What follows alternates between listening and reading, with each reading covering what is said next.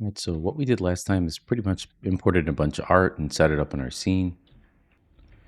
And if you recall from the last lesson, we went to Window Package Manager and just made sure that the input system was installed.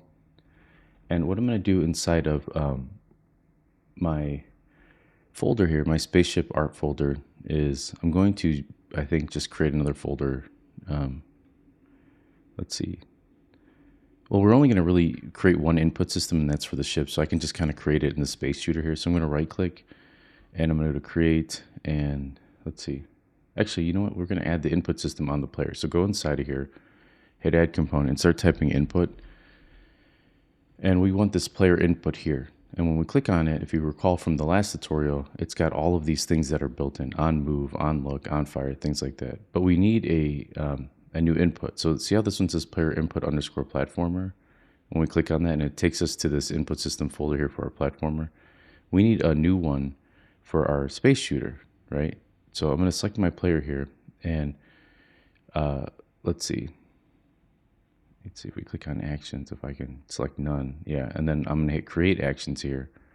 And I'm just going to name this one, let's see, games, space shooter, and I'll just name this ship input.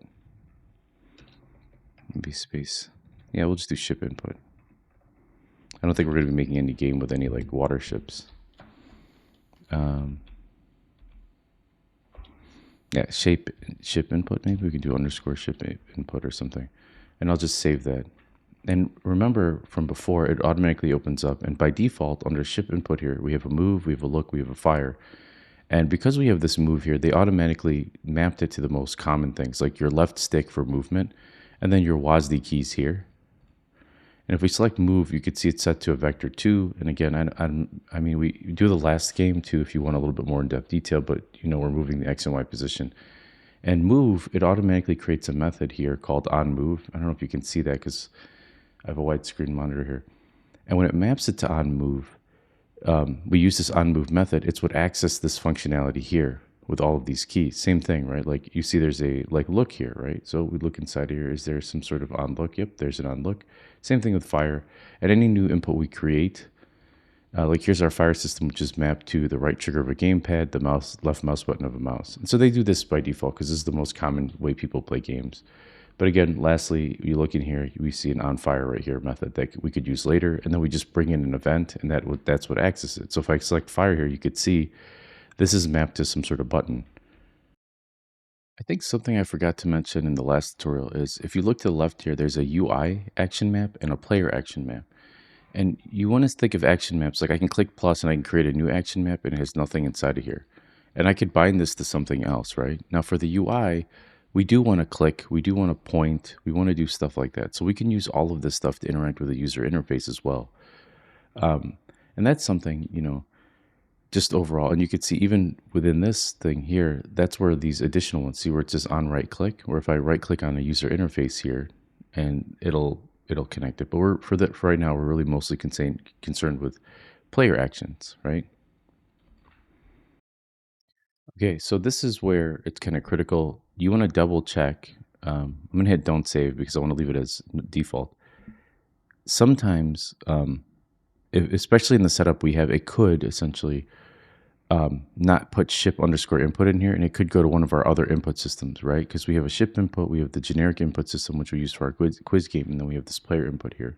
So just make sure that ship input is selected inside of there. So the last thing we need to do is click on open input settings, and this will open up project settings here. And right off the bat, it says settings for the new input system are stored in an asset. Click the button below to create a settings asset you can edit.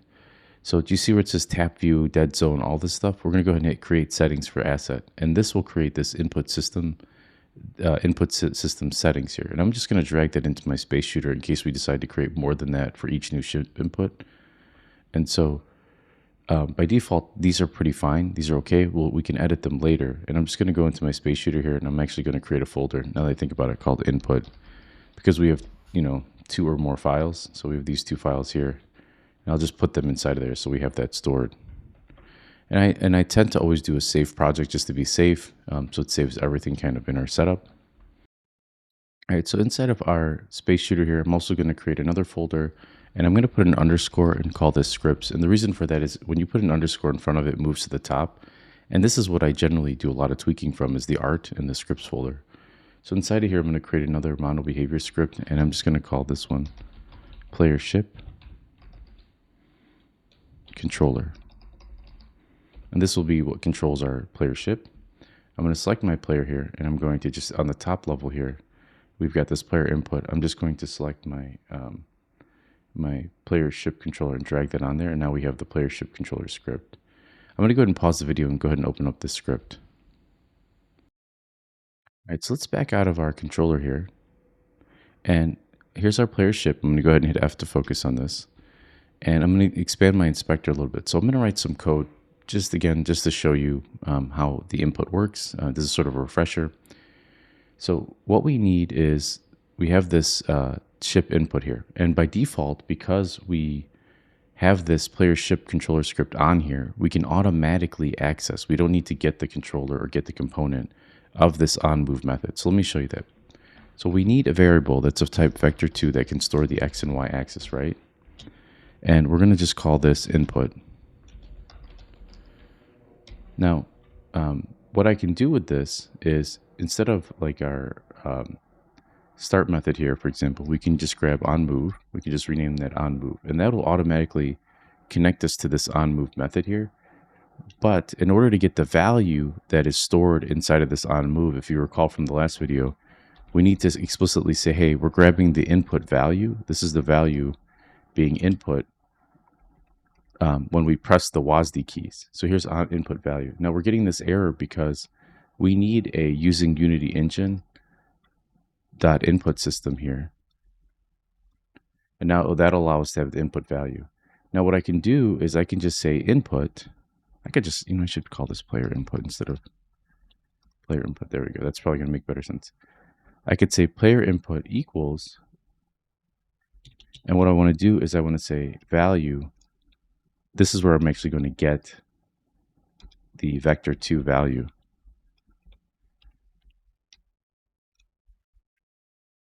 Now, this should get me all the WASD, everything that's under that onMove thing. Remember, we had like a thumbstick. If you have a controller hooked up to your game, and then we'll do the exact same thing we did in the last lesson, where we're going to do a debug.log, and then all I'm going to log in is the player input.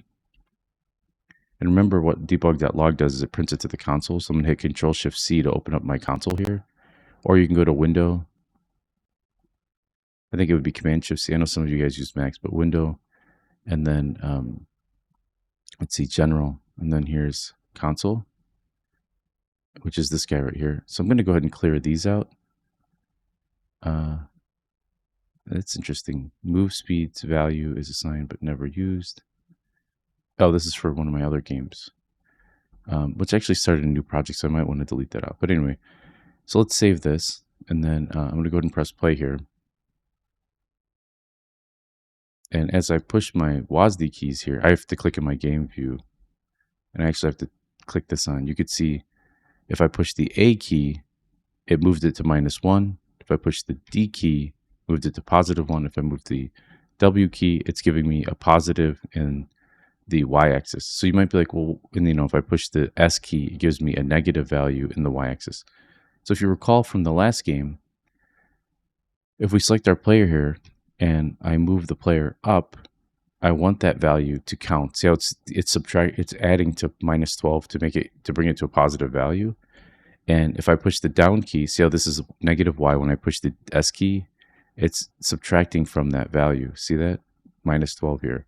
Same thing. If I move it to the left on X, I want it to be negative. If I move it to the right on X, that's like pressing the D key, I want it to be positive. And you could see that here, right? So as I was pushing, for example, my D key, it went positive. All right, so let's close this out and let's write the code that's actually going to move our ship. And it's really only going to be like 3 lines of code. And for now, we'll eventually extract it out of update, but we'll write it all in update pretty much. So I'm going to go ahead and just create a serialized field here. I'll put it at the top. And this serialized field is, it's going to be of type float. And I'm going to call this move. Let's say move speed here. And We'll make that equal to, um, we'll do 5. And what will happen here is with move speed, we can have it where you can get like special plugins, special updates or something that'll make our ship move faster. And all that's going to do is add to the move speed value. And then in our update here, what I can say is we can create a new variable, and that'll give us access to X, Y, Z. Because the thing is, we are working in 3D space, and we kind of need to flip that um, essentially that value. So how do we move our character around? Well, we make a new vector 3 here. And so we're going to set this essentially to this player input here. And this is really, this vector 3 is going to give us the X, Y, and Z. And then, let's see.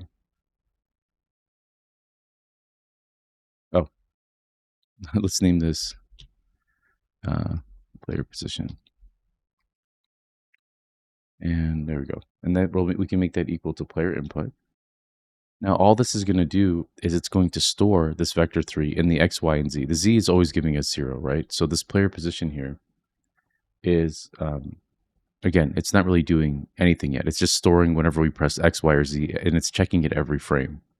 So all this player position is doing is like when I press the A key, it's going to give me a 0 for Y and an X, a positive or like a negative value for X. It's going to always update that. So in order to get our player to move, what I can do is just inside the update here is I can just do transform dot position, and we've seen plus equal enough where now you know that means transform dot position equals transform dot position plus whatever we want to input inside of there.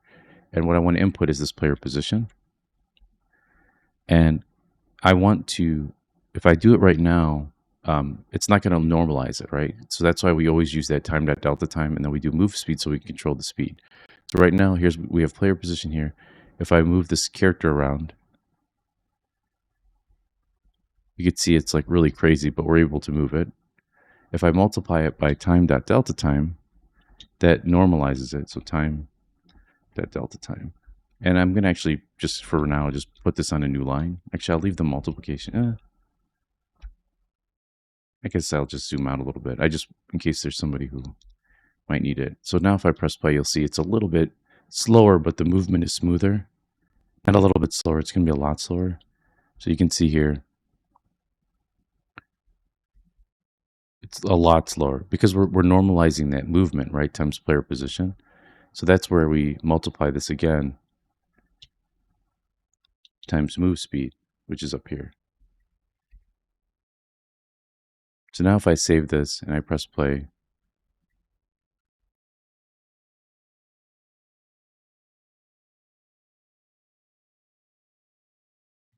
you know, he moves a lot smoother, a lot faster. And then later, like I said, we can create a time, like and that's pretty slow. I mean, we can juice that up to 10. But again, the point behind this is we start to, you know, we can add things that kind of come down or spawn randomly, and they can increase the speed or shooting or whatever. It's kind of the whole point behind these sort of space games. Right, I think that's it for now. Yeah, we'll just keep working, building out this game in the next lesson. I hope you enjoyed this lecture.